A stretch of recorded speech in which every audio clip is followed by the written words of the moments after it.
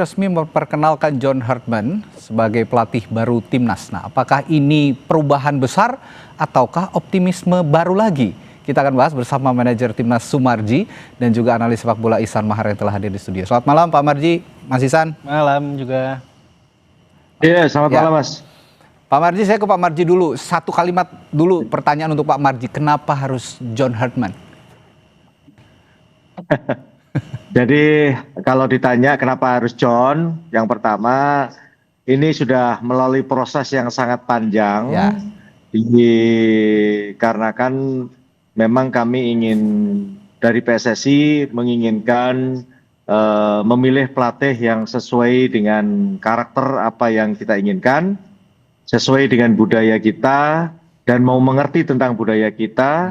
Dikarenakan kan kita ini tidak hanya memikirkan bagaimana pemain-pemain lokal, tetapi juga kita harus memikirkan pemain-pemain dari diaspora, sehingga itu kita jadikan satu untuk bisa menjadi kekuatan yang sangat besar. Dikarenakan kan memang tujuan kita untuk memilih John ini adalah goalnya adalah untuk 2030 untuk Piala Dunia. Ya, lolos ke Piala Dunia. Oke, itu apa ya? Main target begitu ya. Target utama memang 2030, tapi ada momen-momen sepak bola besar yang juga akan dilalui oleh John Hartman mulai dari bulan Maret ya, kalau masalah ya, bulan Maret, lalu juga nanti Piala Asia dan lain sebagainya. Saya ke Bung Ihsan kalau gitu. Ini pertanyaan yang saya tadi lontarkan di awal. Ini perubahan besar untuk sepak bola Indonesia atau hanya optimisme baru? Karena kalau optimisme baru kita sudah pernah mengalaminya ya di era STY, Patrick Kluivert dan sebelum-sebelumnya. Iya, saya masih melihat ini karena saya melihat supporter juga tidak terlalu hype seperti kita tahu ketika era Patrick Kluivert ini seperti di era Sintayong di akhir 2019 lalu. Jadi semua masih wait and see, semua masih menunggu. Jadi kita bisa bilang sekarang masih ada asa baru atau ada harapan baru di timnas Indonesia karena kita punya mimpi besar ke Piala 2030. Tapi saya tekankan juga di sini bahwa yang tadi Randy juga sebutkan bahwa masih ada di antara itu masih seharusnya ada jangka pendeknya. Terlepas kita punya mimpi besar ke Piala Dunia, tapi di tahun ini kita ada FIFA Series yang saya rasa itu akan menjadi bagaimana kita melihat permainan Hartman seperti apa. Apa yang ada di benaknya yang tadi dia sampaikan, cita-cita dia untuk timnas. Yang kedua juga kita punya di pertengahan tahun ini di bulan Juli nanti ada Piala ASEAN Championship atau kejuaraan ASEAN yang itu sangat bisa menjadi setidaknya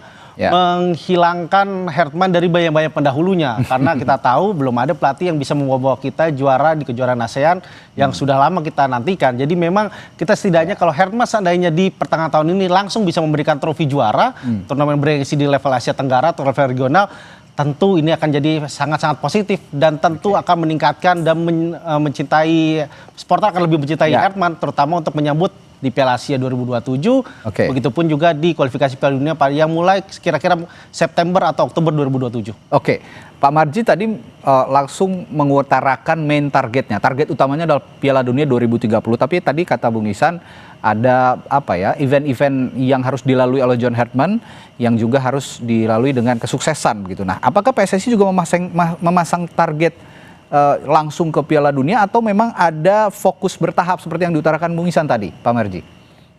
Begini, pelatih itu ya kita juga harus bisa menyampaikan itu secara realistis. Ya. Kalau kita tidak realistis, terlalu berbicara membumbung tinggi, nanti hasilnya tidak sesuai, itu kan juga akan jadi masalah. Maka yang bisa saya katakan, sejak awal kami interview kepada John berkaitan dengan event-event yang memang di luar kualifikasi Piala Dunia, itu juga menjadi keinginan kita semua untuk bisa mendapatkan prestasi sesuai apa yang diharapkan. Tetapi yang harus diingat bahwa semua itu kan butuh tahap yang penyesuaian yang memang membutuhkan waktu. Contoh saya karena kebetulan juga dari awal dulu dari Sintayong saya juga ikut, sehingga saya tahu betul tahapan itu harus dilalui gitu. Kalau kita langsung menginginkan dalam bulan Maret, habis itu bulan Juni AFF, kita ditarget untuk juara, ini ya saya sudah tidak bisa bicara apa-apa gitu. Kenapa? Karena kalau berbicara target di tim ya, sekali lagi target di tim, tentu kami juga menginginkan yang terbaik, ya kepinginnya juara gitu, tapi target di tim, kan gitu ya. Tetapi kalau kita berbicara jangka panjang, semua itu ada tahapannya, semua ada tahapannya. Jadi sekali lagi, ini butuh pengertian kita semua, jangan sampai pelatih baru datang di target Maret, harus menang semuanya, terus nanti berikutnya AFF harus juara, ya ini kan ya saya juga tidak bisa berkata apa-apa kalau begitu. Artinya sebenarnya begini, saya perlu sampaikan, intinya bahwa tadi setelah preskon itu kan saya sudah bicara panjang lebar sama John berkaitan dengan apa yang terjadi di timnas, mulai dari kualifikasi round 1 sampai dengan round 4. Saya bercerita tujuannya supaya tahu kondisi realnya sehingga bisa dijadikan evaluasi John untuk memperbaiki. Dan baiknya si John sendiri ternyata dia sudah mengikuti itu semua, apa yang saya sampaikan, dan dia langsung menyampaikan kepada saya, Pak Marji, inilah kemarin itu kekurangannya, harusnya balance-nya itu dilakukan. Sehingga semua menurut saya saya apresiasi dan saya surprise lah apa yang disampaikan John kepada saya. Mudah-mudahan ini aura positif gitu. Mudah-mudahan aura positif, tetapi tetap harus kita mulai dari tahapan-tahapan tadi. Tidak bisa langsung dihajar pakai target-target tahun ini harus juara ini, tahun ini harus menang ini ya. Tolong semuanya saling mengerti. Tetapi ingat bahwa kembali lagi kalau berbicara di tim, ya kita inginnya prestasi yang terbaik kan begitu. Ya, kalau kita ingat timnas Kanada juga yang ditangani Hartman pada Piala Dunia 2022 ya, dan tahun-tahun sebelumnya bahkan jauh sebelum Piala Dunia itu juga kacau balau sepertinya.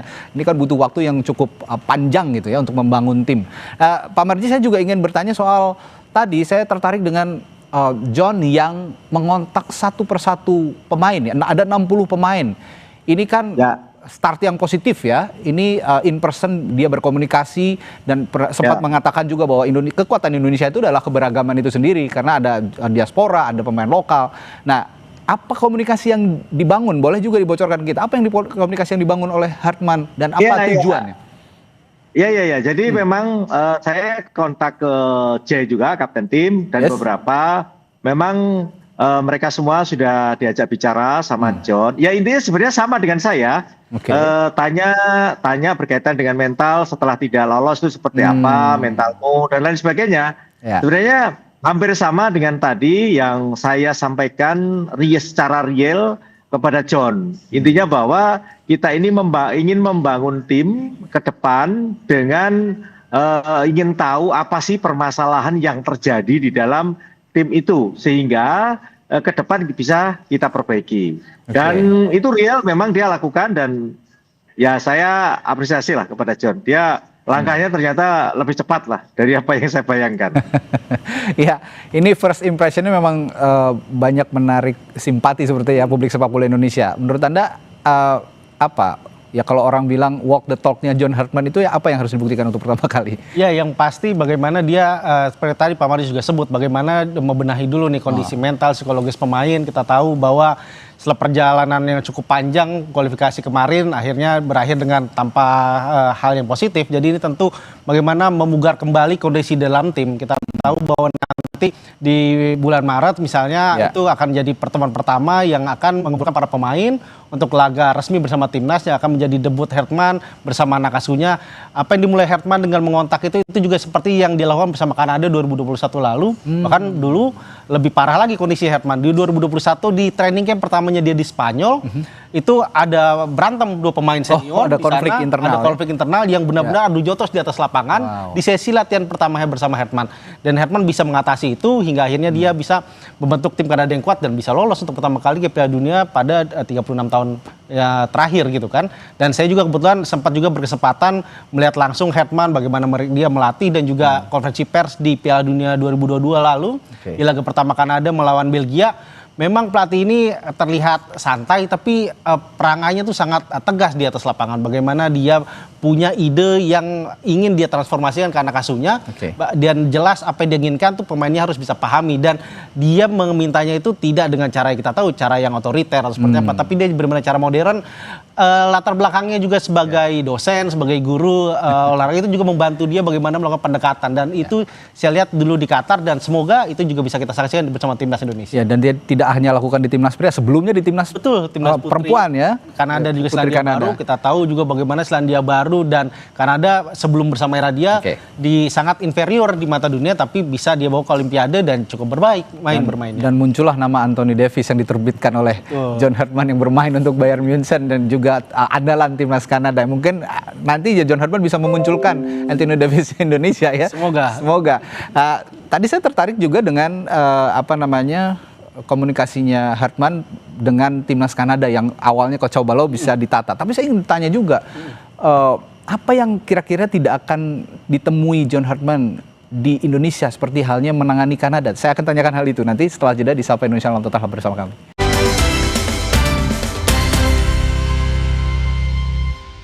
Hi Coach, welcome to our family. Let's make history together. Hope to see you soon. Hi Coach Herdman, congratulations with the job. Let's achieve big things together for Indonesia, and let's create big memories, and again, all the best, and see you soon.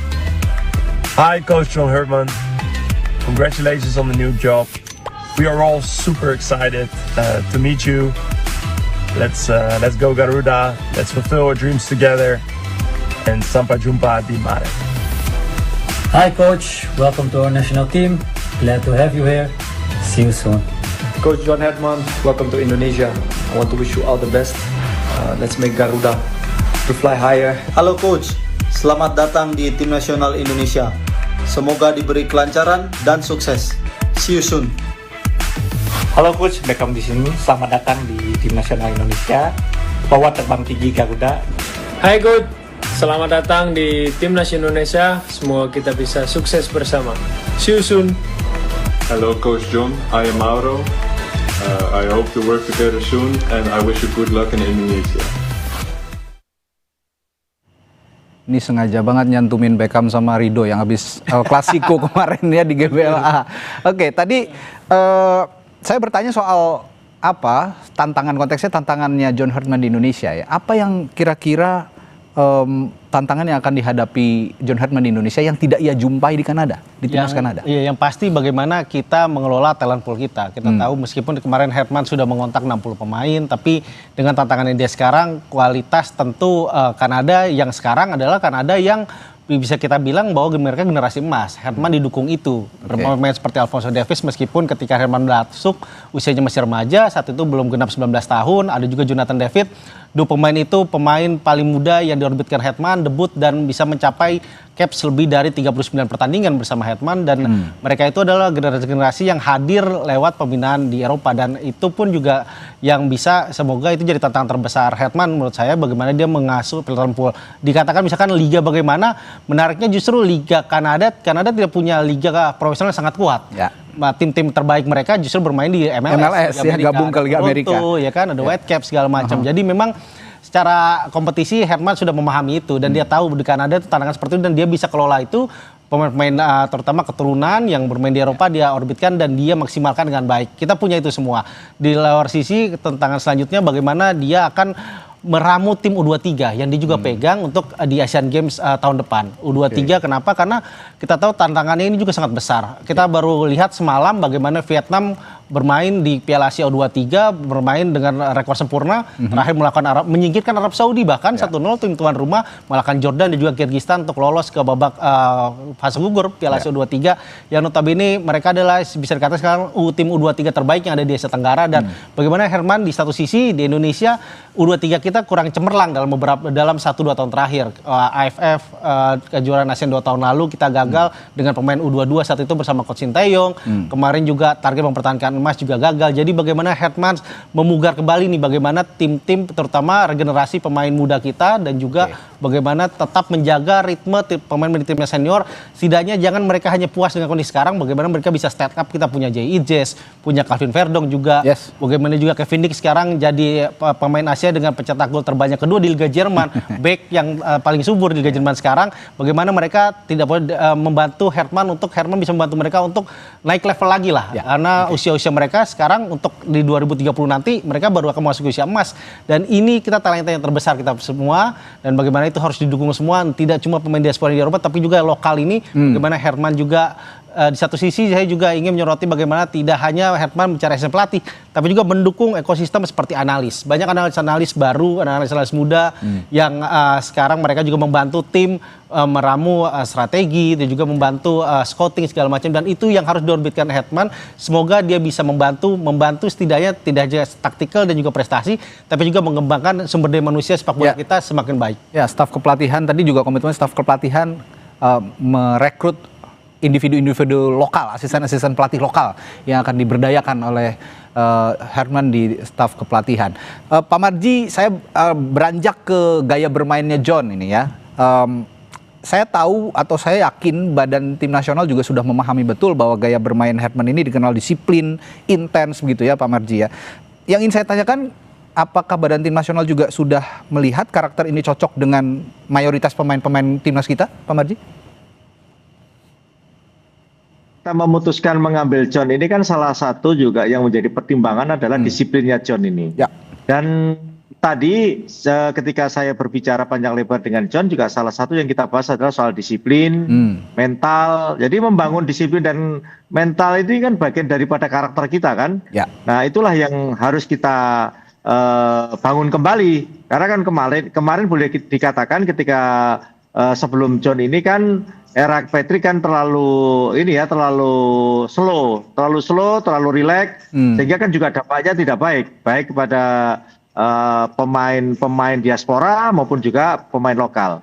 Sehingga itu bagian terpenting yang harus dibenahi, dan tadi John sudah menyampaikan secara utuh kepada saya bagaimana menyeimbangkan itu supaya jadi kekuatan yang luar biasa dahsyatnya untuk menghadapi perjalanan timnas ke depan. Oke, Bung Ihsan, saya masih bicara soal gaya permainan John. Sektor yang paling cepat bisa ditingkatkan Herman, kira-kira organisasi bertahan, transisi atau mental bertanding? Yang paling diutamakan Herman bagaimana bertahan dan juga transisi, karena dua hal itu yang saya melihat bahwa saya mengamati bagaimana ketika dia melatih Selandia Baru dan juga Kanada timnas putra, bagaimana dua hal itu menjadi kunci dari permainan, karena Herman akan bermain mengutamakan direct play, jadi dia butuh back yang kuat dengan formasi 3 back sejajar dan 5 ketika bertahan.